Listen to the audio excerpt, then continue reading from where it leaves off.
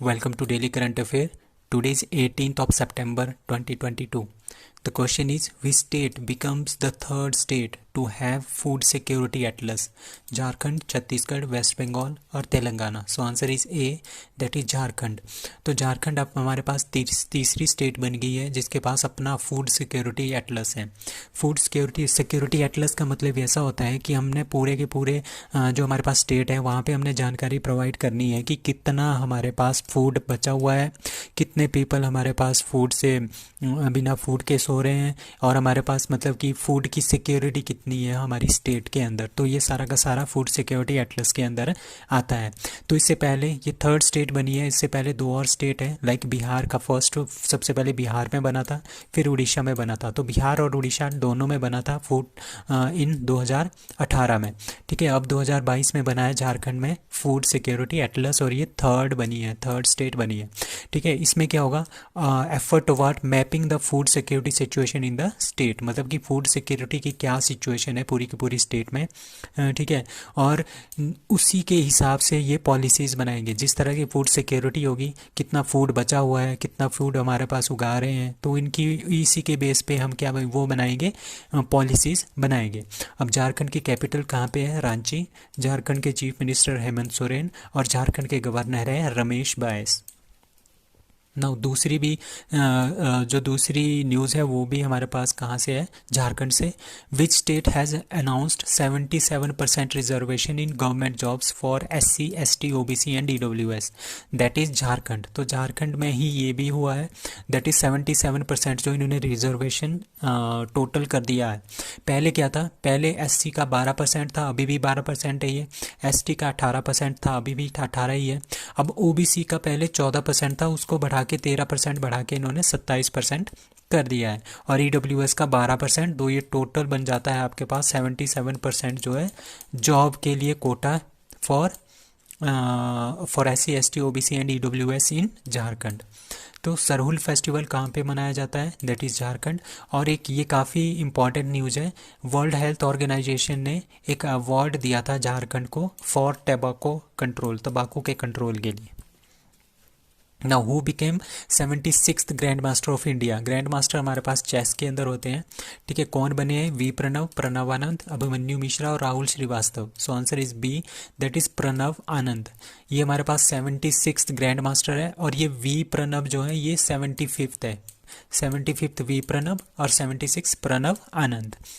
तो अभी हमारे पास 70 से आगे हम काउंट करेंगे 76 तक कौन कौन से ग्रैंड मास्टर रहे हैं. लाइक 70वें बने हैं ऋत्विक राजा तेलंगाना के 2021. 71st संकल्प गुप्ता महाराष्ट्र के हैं. 72nd मित्रभा गुहा वेस्ट बंगाल के हैं. और 73rd भरत सुब्रमण्यम तमिलनाडु से हैं. और राहुल श्रीवास्तव 74th तेलंगाना. प्रणव वी तमिलनाडु से 75th है. और 76 हमारे पास प्रणव आनंद है. V Pranav 75th, Pranav Anand 76, is from Bengaluru. So youngest grandmaster कौन है इंडिया का, दैट इज़ अभिमन्यु मिश्रा जो कि 13 साल के हैं. और फिडे किसका है, FIDE international federation for chess है. ये एस्टेब्लिश हुआ था पेरिस फ्रांस में इन 1924 को, बट इसका जो हेडक्वार्टर है that is Lausanne Switzerland. Now chairman of FIDE वो है RKD ड्वॉरकोविच. ठीक है, और वाइस चेयरमैन कौन है, हमारे इंडिया के विश्वनाथन आनंद फिडे के वाइस चेयरमैन है. Now according to blockchain analysis platform Chainalysis. ठीक है, ये हमारे पास चेनालिसिस ब्लॉकचेन एनालिसिस प्लेटफॉर्म है. Chainalysis India stands dash dash in global crypto adoption index 2022.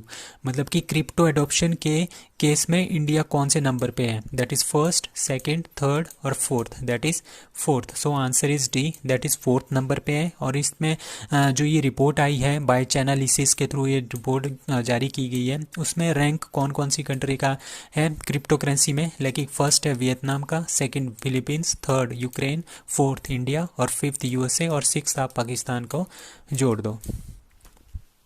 Now Padmaja Naidu Himalayan Zoological Park has been recognized as best zoo in the country. It is located in Uttarakhand, Himachal Pradesh, Darjeeling और Ladakh. So Padmaja Naidu Himalayan zoological park जो है ये हमारे पास है Darjeeling West Bengal में। ठीक है, इसको क्या मिला है, जूलॉजिकल पार्क को इसको क्या मिला है, बेस्ट जू इन द कंट्री का अवार्ड मिला है। ठीक है, दूसरे नंबर पे कौन रहे हैं, अरिंगर अन्ना जूलॉजिकल पार्क चेन्नई का दूसरे नंबर पे है। और तीसरे नंबर पे है हमारे पास Shri Chamarajendra zoological garden in Mysore Karnataka. तो ये तीनों पहले 3 नंबर पे है। पहले नंबर पे हमारे पास वेस्ट बंगाल का है, दार्जिलिंग का, दूसरे पे चेन्नई का और तीसरे पे कर्नाटका का। अब जो हमारे पास ये वाला पार्क है PNHG, मतलब कि Padmaja Naidu Himalayan zoological park जो है, यहाँ पे रेड पांडा सबसे ज़्यादा होते हैं और ये टॉप अट्रैक्शन है यहाँ की रेड पांडा। ठीक है, और वहाँ पे और भी होते हैं like Himalayan black bear, snow leopard, घोरल और हिमालयन ताहर। तो ये सारी की सारी चीज़ें कहाँ पे पाई जाती है, Padmaja Naidu Himalayan zoological park, Darjeeling West Bengal. Now e Bal Nidan जो पोर्टल है is launched by Niti Aayog, national women commission, national commission for protection of child rights and ministry of minority. So answer is C, that is national commission for protection of child rights. इन्होंने क्या किया था, ये launch किया था ई बाल निदान app. ठीक है, ई बाल निदान पोर्टल जो होता था, जितनी भी रिलेटेड होती है ना, जैसे चाइल्ड से रिलेटेड कोई भी कंप्लेंट्स होती है, ठीक है, वो सारी की सारी हम ई बाल निदान ऐप पे डाल देते थे। अब क्या हुआ है, पहले तो जो ये कंप्लेंट वाला पोर्शन था, इसको बस यही देखते थे, NCPRC मतलब कि national commission for protection of child right, यही देखते थे। बट अब क्या करेंगे, ये स्टेट वालों को अपनी रिस्पॉन्सिबिलिटी देंगे। ठीक है, इसको बोलते हैं state commission for protection of child rights. इनको इन्होंने क्या दे दिया, अथॉरिटी दे दिया कि आप जितने भी कंप्लेंट्स है चाइल्ड से रिलेटेड अपनी अपनी स्टेट्स में, उनको डील करेंगे, उनको देखेंगे। यही है आपके आजकल की टॉप न्यूज़ है। Now to review violation committed against the child and track of the progress, मतलब कि चाइल्ड में जो कंप्लेंट्स आएंगी चाइल्ड से रिलेटेड और उनकी प्रोग्रेस किस तरह की है, वो सारा का सारा अब हर एक स्टेट का SCPCR देखेगा। टाइमली डिपोजिट ऑफ केस जो है टाइमली जो है उसका निपटारा होना चाहिए। ठीक है, access to all state commission, मतलब कि जितने भी national commission for protection of child rights हैं, ठीक है, वो सारा का सारा काम अब स्टेट कमीशन देखेगा। ठीक है, NCPCR कब बना था, ये बना था 2005 के एक्ट से। Now World Ozone Day is celebrated on 14 सितंबर, 17 सितंबर, 18 सितंबर और 16 सितंबर। So answer is D, that is 16 सितंबर को हम मनाते हैं ओजोन लेयर डे। ठीक है, ओजोन लेयर कौन सी होती है, जैसे हमारे पास सबसे पहले ट्रोपोस्फियर है, फिर हमारे पास क्या स्ट्रेटोस्फियर है, स्ट्रेटोस्फियर से थोड़ा सा ऊपर हमारे पास ओजोन लेयर आती है O3। ठीक है, जो सूरज से आने वाली अल्ट्रावायलेट रेज है उनको छान के, उनको वो बहुत ज़्यादा हार्मफुल होती है, अगर वो नीचे ह्यूमन की बॉडी के साथ टच हो जाए तो ह्यूमन को स्किन कैंसर हो सकता है। तो O3 क्या करता है, उसको यहीं से इसको वापस रिफ्लेक्ट कर देता है, इसी को यहीं पे ख़त्म कर देता है।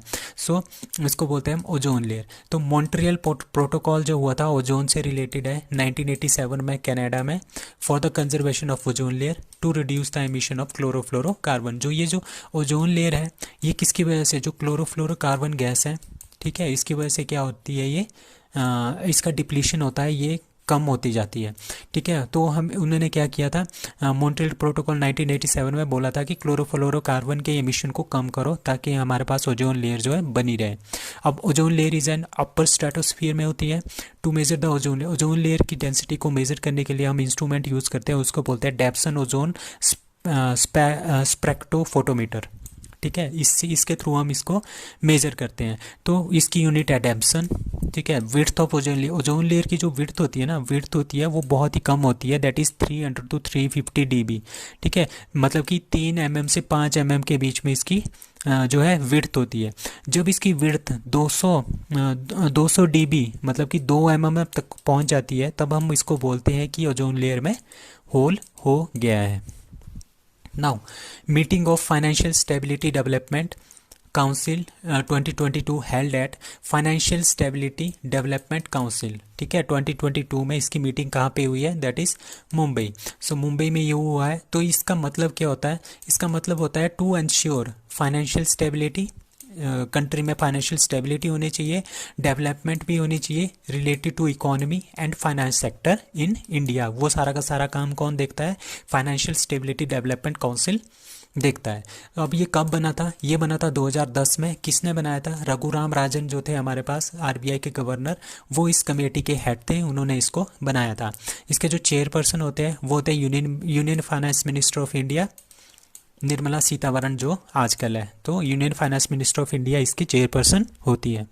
नाउ इनसाइट जो है हमारे पास, international conference on sustainable and innovative finance for green and healthy transport 2022 was held at Mumbai, Chennai, New Delhi और Chandigarh. So answer is C, that is New Delhi. So New Delhi में इनसाइट 2022 का की बैठक हुई थी। तो इसके नाम से ही पता चल रहा है ये इंटरनेशनल कॉन्फ्रेंस है, किसके ऊपर? सस्टेनेबल एंड इनोवेटिव, मतलब कि इनोवेशन, हमने क्या करना है, अपने इन्वायरमेंट को भी प्रोटेक्ट करना है पोल्यूशन से, ठीक है। इनोवेटिव तरीके से इसके लिए फाइनेंस भी जुटाना है for green and healthy transport, मतलब कि जो ट्रांसपोर्ट है उसको हमने ग्रीन बनाना है, उसमें हमारे पास पोल्यूशन नहीं होना चाहिए, और हेल्दी, बहुत ही अच्छा ट्रांसपोर्ट सिस्टम जो है होना चाहिए। तो ये हुआ था न्यू दिल्ली में, ठीक है। इसके लिए क्या होता है? To increase the use of electric vehicle, इसमें ये बताया कि हमने ज़्यादा से ज़्यादा इलेक्ट्रिक व्हीकल्स यूज़ करनी है ताकि पोल्यूशन कम हो और जिसकी वजह से ग्लोबल वार्मिंग भी कम हो। और इसको हेड किसने किया? नितिन गडकरी ने। वो कौन है? Transport minister of India. Now which bank ranked 63 in best work place in Asia 2022? ठीक है, कौन सा इंडियन बैंक है जिसका 63rd नंबर आया है best work place in Asia में 2022 में? That is Federal Bank. So Federal Bank में आया था हमारे पास। So by great place to work, ये हमारे पास एक रिपोर्ट है, ग्रेट प्लेस टू वर्क। इसके अकॉर्डिंगली जो फेडरल बैंक है वॉज रैंक्ड 63, ठीक है, on the best work place in Asia, ठीक है। और ये इंडिया का एक ही बैंक है जो इस लिस्ट में है। Now federal bank of India limited, इसका हेडक्वार्टर कहाँ पे है? अलुवा, केरला। फेडरल बैंक के CEO that is Shyam Srinivasan.